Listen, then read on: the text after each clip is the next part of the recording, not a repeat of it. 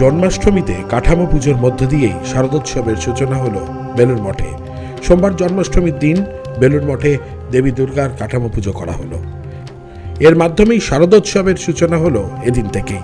প্রথা মেনেই মঠে দুর্গা প্রতিমার কাঠামো পুজোর মধ্য দিয়েই শারদীয়া উৎসবের প্রস্তুতি শুরু হয় প্রতি বছর। সেই চিরাচরিত রীতি মেনেই এদিন জন্মাষ্টমীর সকালে বেলুড় মঠে দেবী দুর্গার কাঠামো পুজো দিয়ে শুরু হলো এ বছরের দেবীর আবাহন। মঠের এই পুজো 124তম বর্ষে পদার্পণ করল।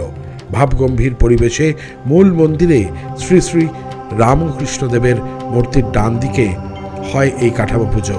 চণ্ডীপাঠ, পূজার্চনা ইত্যাদির মাধ্যমে শেষ হয় এই পূজা। এক কথায় এদিন থেকেই দেবী দুর্গার আবাহন শুরু হয়ে গেল বেলুড় মঠে।